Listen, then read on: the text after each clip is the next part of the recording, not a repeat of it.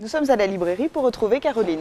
Bonjour Caroline. Bonjour Émilie. Alors, quels sont les ouvrages que tu souhaites nous présenter aujourd'hui? J'ai décidé de vous parler de la mécanique et des inventions aujourd'hui, avec 3 livres, 2 romans et un livre pour les enfants.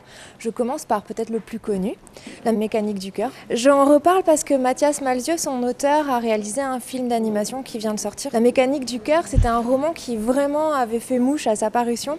C'est l'histoire de Jack, un petit enfant qui naît à Édimbourg en 1874 et qui a la particularité de naître le jour le plus froid du monde. Voilà, et il naît avec le cœur gelé.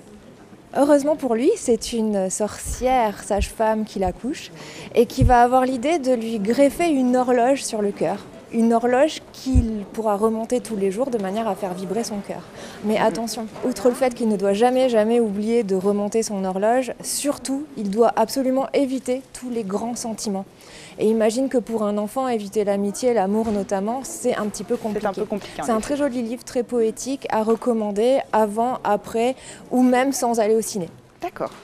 Et donc ton deuxième ouvrage est un roman. Oui, ça s'appelle Les ingénieurs du bout du monde. L'auteur est Jan Guillou, c'est un des auteurs les plus lus en Suède. Jan Guillou, contrairement aux apparences, n'est pas breton, mais suédois, mais je crois d'origine bretonne, en effet.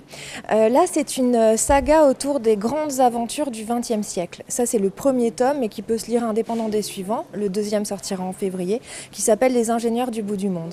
L'histoire se passe, en tout cas commence en Norvège, où 3 frères se retrouvent sans père. La maman n'a pas les sous pour les élever et les envoie en apprentissage dans la ville voisine de Bergen, où le fils du propriétaire qui les prend en apprentissage s'aperçoit que ce sont de véritables petits génies. Et il les envoie dans la prestigieuse université, l'école d'ingénieurs de Dresde en Allemagne, qui à l'époque était absolument toute première.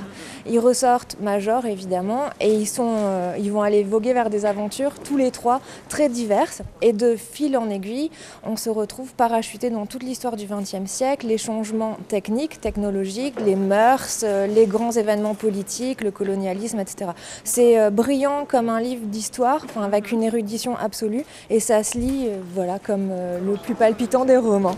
Et donc ton troisième ouvrage, là, c'est plutôt un livre jeunesse. Oui, c'est un livre qui, a priori, est pour les enfants, mais qu'on peut mettre absolument dans toutes les mains. Il s'appelle « Ici reposent tous les oiseaux ». Il est écrit par Anne-Fleur Drillon et Étienne Friss au dessin. C'est l'histoire d'un explorateur qui s'appelle Ernest Sémaphore, qui va trouver dans ses voyages un carnet qui n'est autre que le carnet de dessin de Buffon, celui qui a fait l'histoire naturelle, et il tombe sur l'histoire naturelle des oiseaux.